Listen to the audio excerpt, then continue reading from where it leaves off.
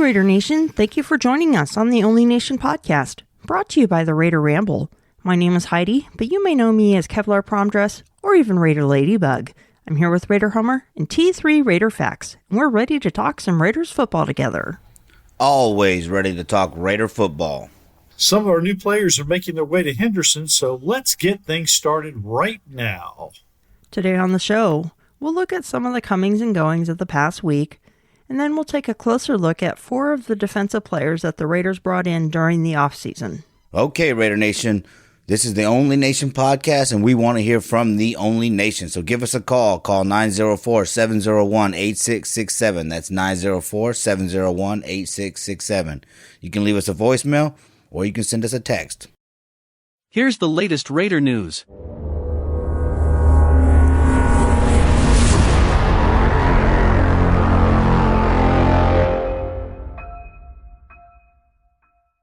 Earlier this week, the Raiders announced the signings of 3 of their 2021 draft choices. 4th-round pick safety Tyree Gillespie, 5th-round pick corner Nate Hobbs, and 7th-round pick center Jimmy Morrissey are all signed, sealed, and ready to make a name for themselves on this revamped Raiders roster. You know, these guys definitely need to make a name for themselves. Everybody that we're bringing in needs to do that. It's time for these players to start stepping up and delivering on their end of the deal. You know, we are close to getting wins, that we need to get into the playoffs. We're close to getting these close games, taken care of and knocking them out and getting that W. But we just need these guys to make a few key plays here and there. These young guys, come in, make a name for yourself, and get ready because this is the NFL. Get pumped up. You're a Raider. You got a lot to live up to, and the Raider Nation expects a lot from you. So, I'm pumped up. Again, we're getting closer and closer, training camp and, the season starting. So this is a big deal. This is a big year for the Raiders. And I feel like as long as these kids do step up, we're going to do great things. And, I love the quality competition, particularly on the back end of that defense. And I think that's really going to help elevate the level of play. I'm really excited about both Nate Hobbs and Tyree Gillespie. They may not be starters, but I definitely see them coming in and making an impact. I'm just happy to see them all in and on the field and working. It's. I know that some of the teams have not had as much success bringing in some of their draft picks, but the Raiders seem to be making their way, and I like the way this team is coming together early. Last week, we talked about the release of the schedule.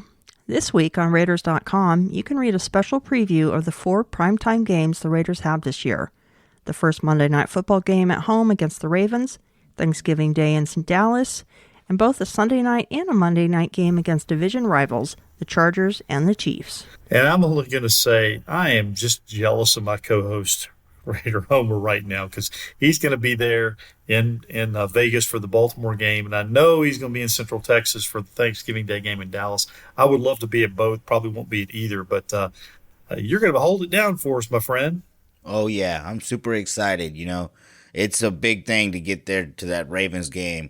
I wish I could get in, but hey, it is what it is, But you know what? Again, we talked about this last episode, that we used to be the kings of primetime. We need to get back to that, man. The NFL wants us to get back to that. The NFL, as much shit as they give us, they know that the league is better when the Raiders are good. And they want us on primetime, man. Again, this is where these kids can step up and start to make a difference on this team. Front office is doing a great job. They're bringing in all this competition, as you were just talking about, T3.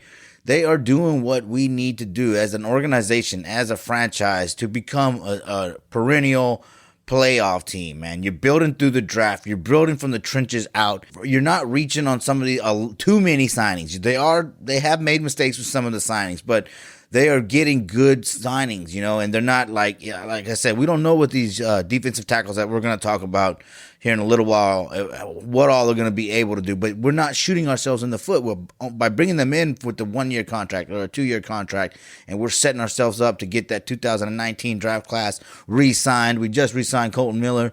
Man, I'm excited, and we're set to be on the stage with the whole nation watching us, not just the Raider Nation, but the entire country watching us. And it's time to make a mark and tell the Raider Nation, the NFL, and every team in the NFL that the Raiders are back. Former Raider Eric Allen got together with head coach John Gruden to discuss the 2021 NFL Draft, free agent acquisitions by the Silver and Black, Derek Carr, and more. If you go to YouTube and search John Gruden and Eric Allen, you'll see the in-depth discussion between coach and former player, which gives you a very unique perspective. It's a really good 9-minute investment of your time if you're a true Raiders fan. I think Gruden said it all. He knows the offense. He can go to the line of scrimmage and change the play.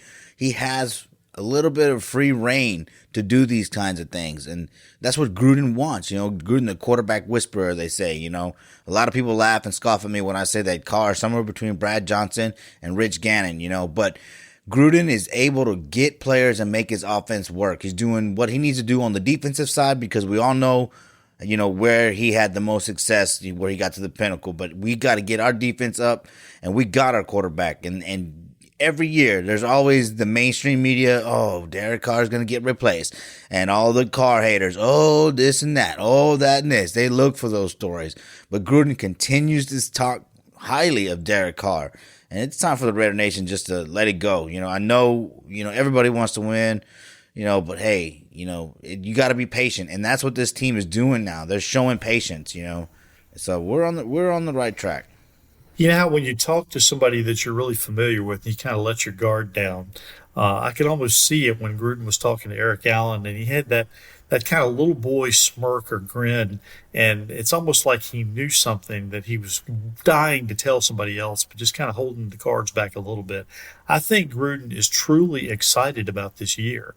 And in talking with Allen, I really felt that come across. Now, I hope he's correct. I hope that we hit on the draft picks and all these new players we have coming in this year. But I think Gruden is really giddy this year about the prospects of what this team can do. Now they just need to go out and do it. Today we're going to discuss 4 of the defensive line acquisitions brought in during the offseason: Solomon Thomas, Quentin Jefferson, and Darius Philon. We're also going to add David Irving to the mix because he was brought in late last year. We will introduce them and we will each give our takes on what they bring to the table and what we should expect from them. I'll introduce the first one, Solomon Thomas. In the final year of his rookie deal, Solomon Thomas was one of the many unfortunately hit with the injury bug. The 4-year pro suffered a torn ACL during the team's Week 2 game against the New York Jets. It happened to come just a short while after defensive end Nick Bosa went down with the same injury. Just like that, year 4 became a what if for Thomas, as he very well would have been one of the first to step up in Bosa's absence. Who knows? Maybe he could have shed his bust label this past season. Instead, he hit the market coming off of a serious knee injury. Thomas was bound to find a home, despite his struggles so far in the pros. Over 4 seasons, Thomas has played in 48 games with 30 starts. He had only 6 sacks and 23 quarterback hits. He has only forced 1 fumble and has 16 tackles for a loss on 95 total tackles. These numbers obviously come as a major disappointment when considering he's a former 3rd overall pick. Taken after only Myles Garrett and Mitch Trubisky in 2017, the uber-athletic Thomas was supposed to join a young defensive line with DeForest Buckner and Eric Armstead. At 6'2" and 280 pounds, he earned praise through his physical ability over his inconsistent play at Stanford, except his talent only continued to be displayed in flashes, as he never became a consistent force. He is only going to be 26 years old in 2021, and still flashes the skills that once made him such a high pick. Barring a drastic change of events, Thomas is not going to develop into a superstar. Nevertheless, assuming Thomas makes a full recovery, he makes for a versatile depth piece along the 4-3 defensive fronts. If Thomas had not gotten injured and been more consistently productive, it's curious as to whether or not the Niners would have picked up their option and worked on signing Thomas long term. The fact that he showed flashes but was never consistent is the sticking point. That and the injury, of course. Now, Thomas is highly motivated to come in and shake off the bust label that he's been saddled with. Now, he'll probably never end up being a superstar, but he could very well become a solid rotational piece for this Raiders defense. I think the biggest question mark is how solid he is going to be coming off of that knee injury. Right now, I don't have him penciled in as a starter, but I hope he surprises me. like I was talking about a little while ago, these are low risk, high reward type signings. You know what I mean? We're not overspending on guys that have talent. These guys might just need that new team to go to, that new environment, maybe be in the system that they're comfortable being in, or just having a coach that can get the most out of them. And I think that's what they're going for, and I think they'll get that with Solomon Thomas. Coming off that injury, he's going to be hungry. You know what I mean? He wants, like you talked about, him wanting to shake that bust label. That's what we need. That's what breeds high competition. You know what I mean? I like what they're doing with the defensive line, because T3, you were talking about putting Cleveland Farrell and David Irving in the middle, and then you got a guy like Solomon Thomas coming in rotation, keeping those bodies fresh. But he's a big guy, and helping against the run behind Jonathan Hankins in certain situations. I think they're doing well, and this, he's going to be a solid addition to this team. I'll go ahead and introduce the next guy, who is Quentin Jefferson. Jefferson, a 6'4", 291-pound defensive tackle, was originally drafted in the 5th round, 147th overall of the 2016 NFL Draft by the Seattle Seahawks. He spent 4 seasons with the club before having a 1-year stint with the Buffalo Bills in 2020. Over his 5-year career, Jefferson has appeared in 55 contests and made 28 starts, compiling 82 tackles, 48 solo, 10.5 sacks, 1 forced fumble, 3 fumbled recoveries, and 6 passes defensed. In postseason action, Jefferson appeared in 6 contests between the Seahawks and Bills, totaling 9 stops, 4 solo, and 2 sacks. Last season, in his lone campaign with the Bills, Jefferson appeared in 16 contests for the second time in his career while making 4 starts. He totaled 23 stops, 14 solo on the year while recording at least 3 sacks for the 3rd consecutive season, adding 1 forced fumble, 1 fumble recovery, and 1 pass defensed. Jefferson also appeared in 39 games over his 4 seasons with the Seahawks, making 42 starts. In 2019, he posted career highs in tackles, sacks, and passes defensed, while also tallying 1 fumble recovery. He appeared in all 16 contests for the first time in 2018 after contributing as a key rotational player on the defense over his first 2 seasons. A native of Pittsburgh, Pennsylvania, Jefferson, a 4-year player out of Maryland from 2012 to 2015, he appeared in 37 games with 28 starts during his time with the program, totaling 107 tackles, including 21.5 for loss, 10.5 sacks, 3 forced fumbles, 2 fumble recoveries, and an interception. I'm a little bit higher on Quentin Jefferson than I am Solomon Thomas. I think Thomas has a higher possible ceiling, but Jefferson has more of the consistency that we're looking for. I think that he would make a good rotational player, but I'm not sure I see him cracking the starting lineup. Well, I kind of disagree with you in this case, Heidi. In my opinion, this is the most ready-to-go player along that defensive front. Now, since coming into the league in 2016, he's played all 16 games twice. Last year with Buffalo Bills, he made 4 starts, but he was able to pick up 3 sacks, forced 1 fumble, recover a fumble, and he had 1 pass defense. In fact, he's been a 3-sack guy each of the last 3 seasons. A 5th-round pick, same draft stock as former Raider Mo Hurst, who was drafted by the Raiders in 2018, Jefferson has shown more consistency and can be viewed as an upgrade from Hurst. Right now, I would pencil him in as a starter, perhaps either next to Hankins or Thomas, who could rotate in and out.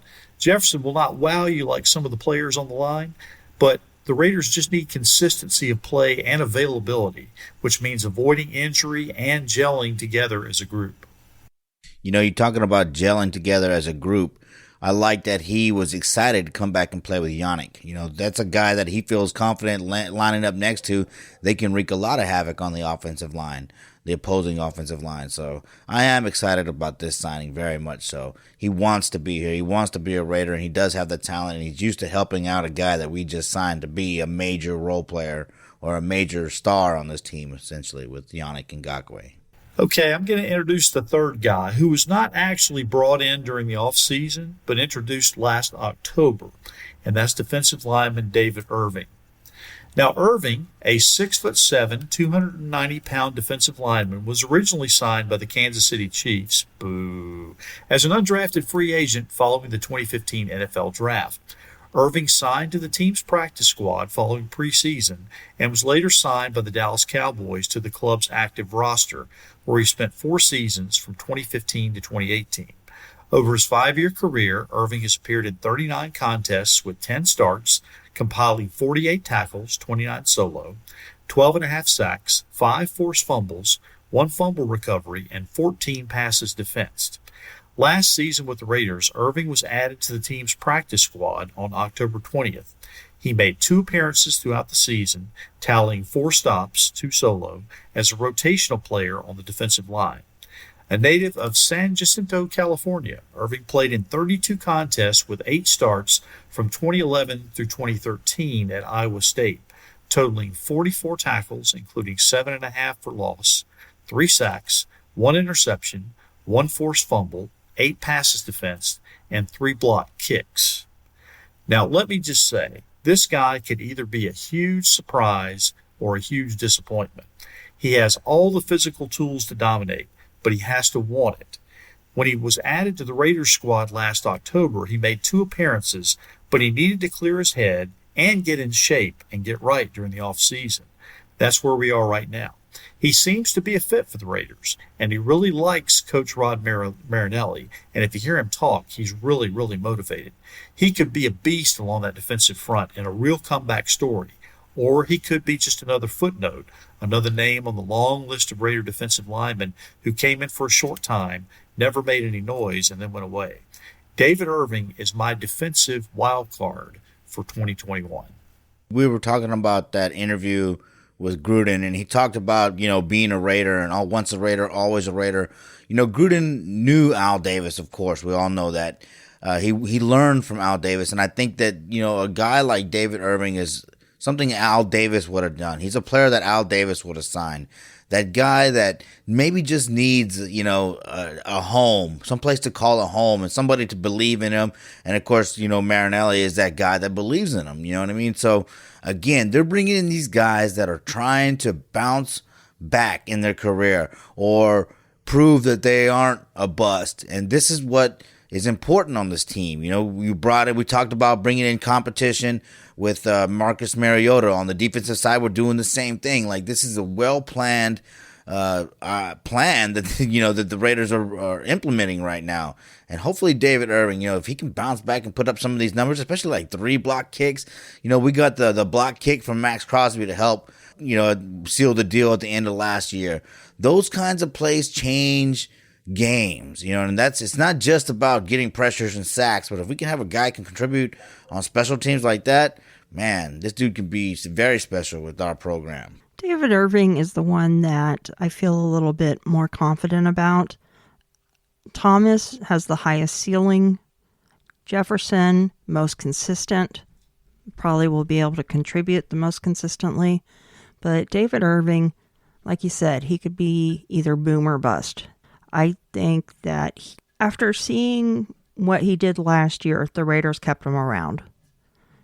And there must have been something that they saw to sign someone that late and to stick with them, keep them through the offseason, and bring them back. They've got to see something in him. So I'm looking forward to seeing him play. And I think he just might surprise some people. And the last of the guys we will discuss today is Darius Philon.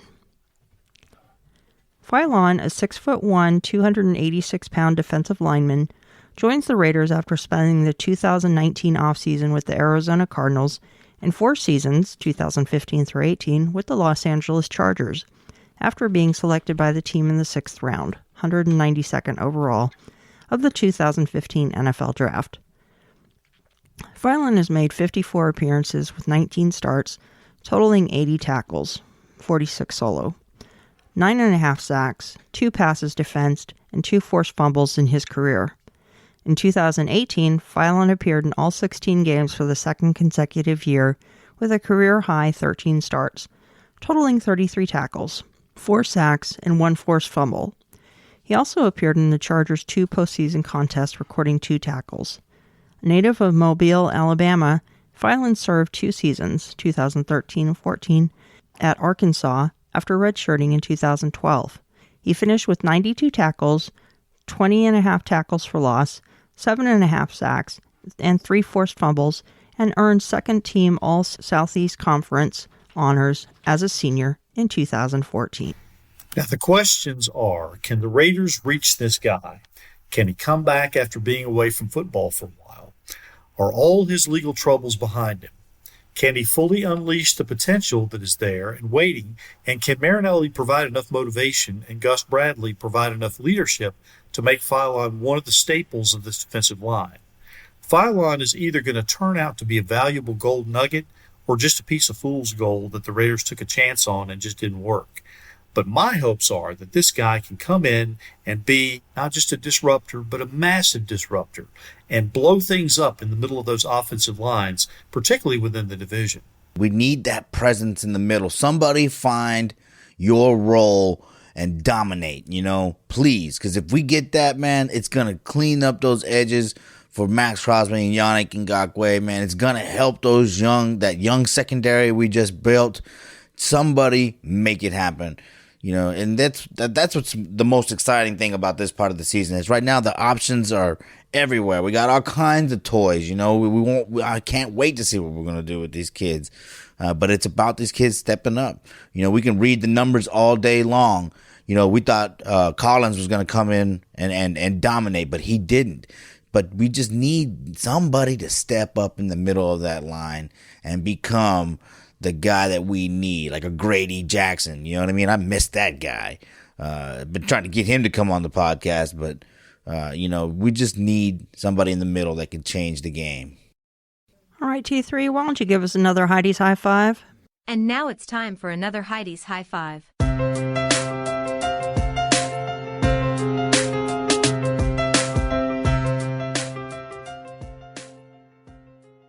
All right, here's this week's edition of Heidi's High Five. Number 1, wide receiver Henry Ruggs III flashed during the 2020 season, and he's showing no signs of slowing down. Get to know Henry a little bit better as he goes into year 2. Go onto YouTube and type in Henry Ruggs III flashed in 2020, and you'll see about a 5-minute video clip of the speedster out of Alabama. Number 2, Pro Football Focus came out with their list of top quarterbacks in the NFL. Derek Carr came in ranked at number 13. Now, I take issue with this. Carr is listed behind Baker Mayfield at number 10, Matthew Stafford at number 11, and Ryan Tannehill at number 12. Well, you can say what you want, but I would take Derek Carr every day and twice on Sunday over all 3 of these guys.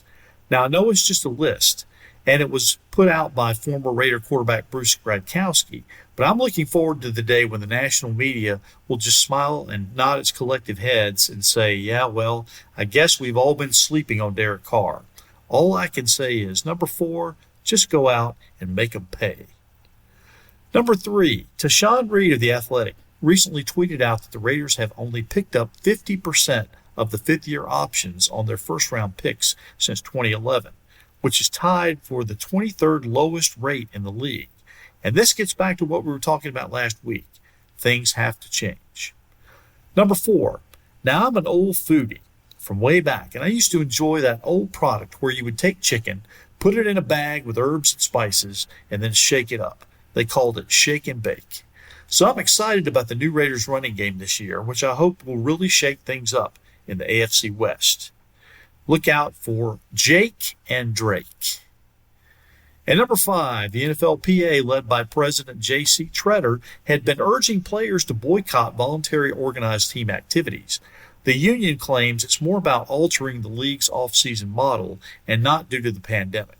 Well, despite the pressure, over 70 Raiders showed up this past week to the first minicamp. Say what you will, but most of these guys see the value of getting in and putting in the work, especially since the average NFL career is only 3.5 years. Young bucks gotta eat, And that is this week's version of Heidi's High Five. I'd like to touch on 3 and 5. I think those go hand in hand. Tashawn Reed is talking about the Ravens signing 50% of their fifth-year options, right? That's what this organization is setting itself up to do, all right? That's what I'm saying. We got Colton Miller re-signed. We got the 2019 draft class coming up, and then the year after that, the 2020. And this team is doing that. We're setting ourselves up to re-sign these guys. That's the kind of stuff that I want the Raider Nation to really take a notice of. And then that ties into with number 5 because they're getting guys that are showing up, right? This voluntary boycott, like, get out of here with that. The fans have had enough of that. We had to deal with COVID. Get in there and play. Let's win some football games. And that's what these young Raider players that Mayock and Gruden are going after. That's their mindset. 70 of them showed up. That's badass, man. That means these kids, they know you better show up. It's already understood. You better show up and get a spot on this team because we will get rid of your ass. We will trade you. We will cut you. We want to win, and it takes people wanting to show up and put in the work to win. So if we keep getting guys that's showing up 70 at a clip for these mini camps, we're going to be re-signing 50% of our fifth-year and fourth-year options down the road as we continue to get to those, man. But it does start with getting these guys in there, these young guys, and making these young players want to be a part of the team. But Gruden has proven that he is still a player's coach. You saw that in the interview with Eric Allen, right? He was smiling with Gruden and reminiscing and he played defense, right? Because Gruden is a player's coach. So I'm excited. I keep saying that, but hey, that's all I can say is I'm super excited. And I think that we will be re-signing these fifth-year options and getting in our rookies classes re-signed more and more as the years progress under Gruden. NFLPA, you should be ashamed of yourself. Come on, how many millions are they making playing a game? Seriously? Yes, they do work hard. And yes, they are elite. They are the best in the world at what they do. But come on, they're getting paid millions to play a game. And you don't want them to practice? Seriously, get real.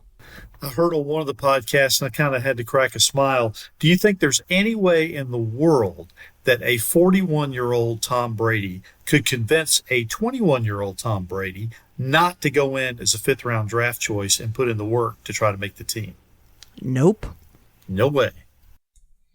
Yeah, no, that's what makes Tom Brady great, though, is that he knew he had to go put in work, and he does put in the work. It's disgusting watching him win all those damn Super Bowls, but the guy put in work, and that's what we need our guys to do, is put in work on both sides of the ball. Derek Carr is that type of player. Never hesitated last year, does not hesitate to get with these young wide receivers. Think about it. How many times have you heard Derek Carr is back out there with his new wide receivers? Keep that in mind, too, He has gone through a lot of stuff, but he's always willing to put in the work. And that's watch, we will win a Super Bowl with Derek Carr. I guarantee it, man. I'm telling you, they're putting together that type of defense. I've been saying it. If I was Mark Davis, I would look at Mike Mayock and I would say, build me a defense. We know that Gruden he has an offense. The system works. We got our quarterback. We're building these wide receivers. Ruggs is going to be good. I know he's flashing and all this and that, but he had the flash that we needed him to have. He's going to be good. We're getting these young teams. We're going to win a Super Bowl. Watch. Is that your hammer for this week? Yeah, Homer's hammer. All right, give us a call at 904-701-8667. Leave us a voicemail or text message at that number, or send in a message via social media and we'll share your thoughts. This week, we had some emails coming in from a couple of our friends. T3, can you tell us about them? Here's one that we got from Drew Bowie, who's been a guest on the podcast twice. And he said, great to hear from you recently. I've had several very positive comments on the podcast. Was not expecting that range of listenership. Good for y'all. I will help in any way I can. Give my best to Heidi and Homer and all of Raider Nation. And that comes from Drew Bowie. And we had one more from John Kondo. This was in response to the reactions that we had from everybody on the draft and this is from earlier in the week. And John Kondo said, I like the negative reaction. For one, it can motivate the draftees, and two, the media is setting low expectations. Always remember, if the people grading each team's draft were that good, then they would be hired to make the decisions. And that comes from John Kondo. So we want to thank our former guests for keeping in touch with us and keeping in touch with all of Raider Nation. So kudos and thanks to both John Kondo and Drew Bowie. All right. Thank you, guys. Yeah, that's awesome to hear from those guys. Thanks to John Kondo and Drew Bowie for still listening. We're excited that the listenership is growing. So thanks for sending those emails in. And we're looking forward to having y'all come be a part of this podcast anytime, especially during the season. It'd be great to pick y'all's brain during the season. So appreciate y'all emailing in. T3, are you about ready to ask Homer what he may or may not know? Absolutely.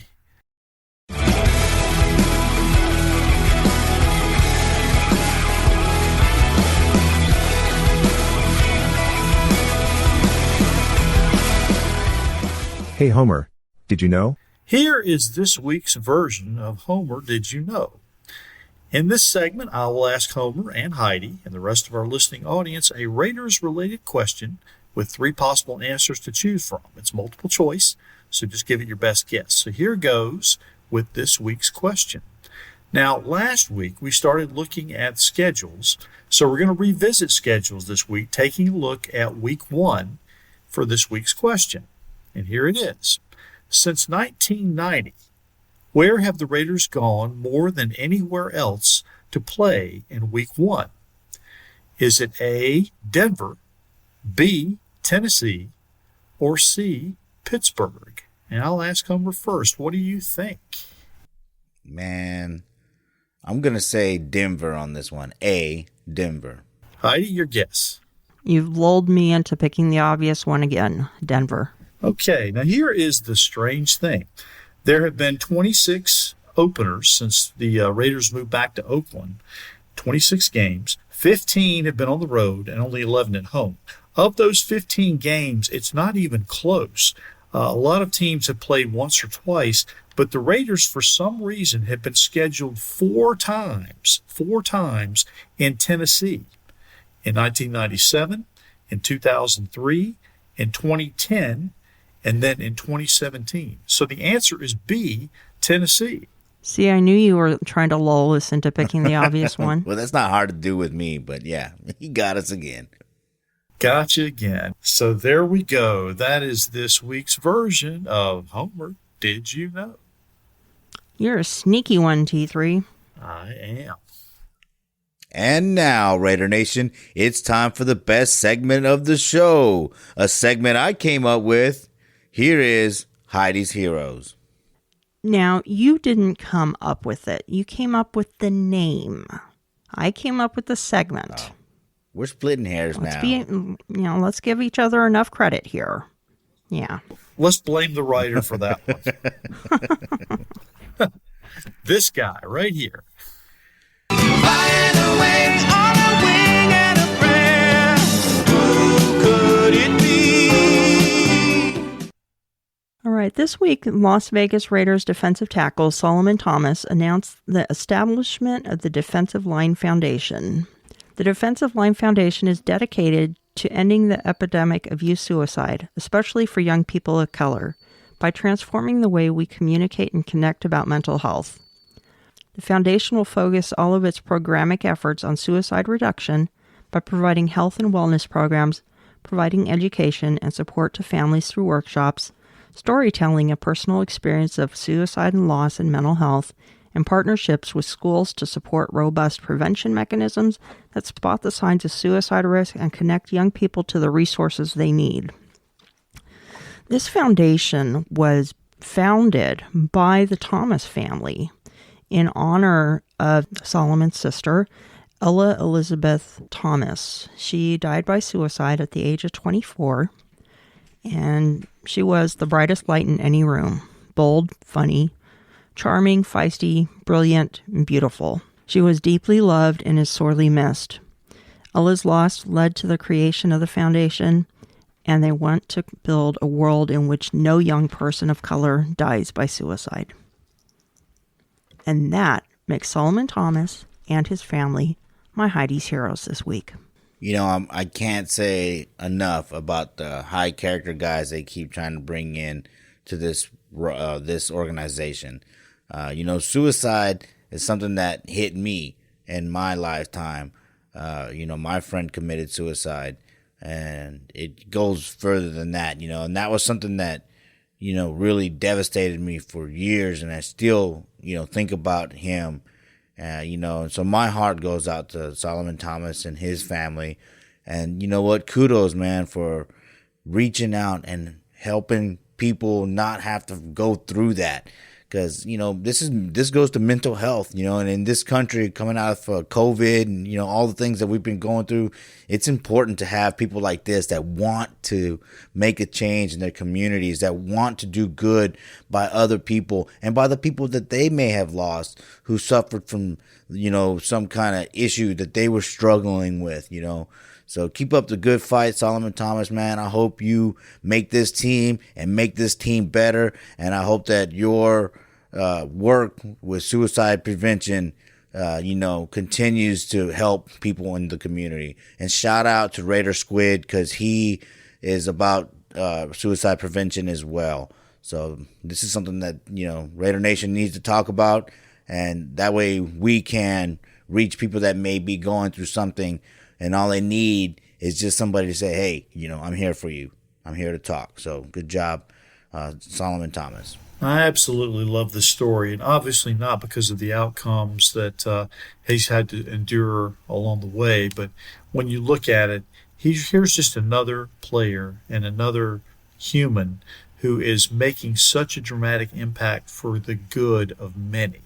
And that's what Raider Nation is all about. When Mayock talked about bringing in high character guys, it's guys who can make impact both on the field and off the field. And when you think about it, here's Solomon Thomas, a guy who was the number 3 overall pick and didn't measure up. You can imagine how he might have had self-doubt. And with suicide already in the family, you can see how depression might have easily set in.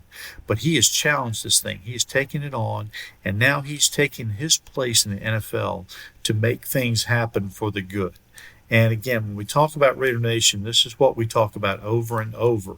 And this is why I'm so happy and so proud to be a part of the nation, because this is what we do. This is what we are.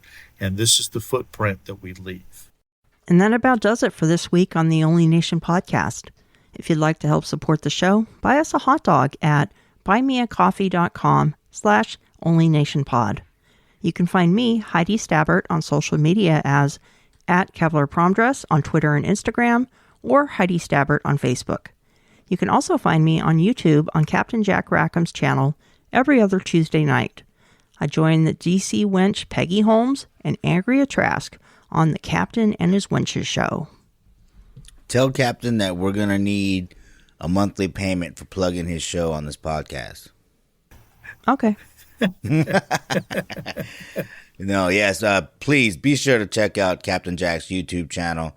Captain Jack is a long-time Raider fan, travels well, has done a lot for the Raider Nation at large, and he's coming to our softball tournament on May 30th, and he's going to broadcast the game, call the game, balls and strikes, and who's in, who's out, and all this and that. So definitely check out Captain Jack Rackham. All right, and hey, again, Raider Nation, this is the Only Nation podcast, and we want to hear from the Only Nation. We heard from Drew Bowie and John Kondo, so give us a call, Raider Nation. Call 904-701-8667. Leave us a voicemail or send us a text message to that number. And just like John Kondo and Drew Bowie, you can email us at onlynationpod@gmail.com. You can find us on both Twitter and Instagram by going to @onlynationpod. We're also on Facebook and YouTube at the Only Nation Podcast. And be sure to hit like and follow wherever you catch us on social media. Subscribe to us on your favorite podcasting app and toss us a 5-star review if you think we're up to it. And you can find me, Raider Homer, by going to theraiderhomerchannel.buzzsprout.com. There you will find links to all my social media accounts and links to all the podcasting apps that my podcasts are on. And be on the lookout. The return of Raider Nation Music Television is coming back with Mike D. Chill hosting it. We're working on a cage match show with Oakland Raider Savage and Asylum, where it's like a PTI competitive opinion debate show. We got our show in Spanish with Juan Baja Raider Ramos. He's the president of the Black Hole in Baja. And then we got, Monday Nights Live. So tune in, y'all. We're going to be bringing y'all all kinds of content on all these Raider Nation events that are coming up all summer long. And, of course, Heidi's in with Captain Jack now, and, of course, all the things that Raider Homer has going off on the side. And I do want to plug one other show. Murph from Murph's Fan Cave actually had me on as a guest this past week, so that will be coming up very soon on Murph's Fan Cave, where you can get to know T3 a little bit more in depth. So having said that, we really love getting responses from you, Raider Nation. So now that you've listened to the show, here's what you do. Send us your name and address so we can send you some free Raiders swag. Call us and tell us what you want to know. Throw us an interesting nugget so that we can use on one of our upcoming episodes and become a part of what we're doing right here. Remember, this is the only nation, and we want you to be a part of it. So call us, 904-701-8667. That's 904-701-8667. Call us now and join the Only Nation podcast family. And you can find me on social media, on Twitter at T3_sports703, on YouTube at T3 Sports Guy, and on Facebook at Tom THOM Jones. Until next time, everyone, go Raiders. Go Raiders. We are not just a nation, we are the only nation.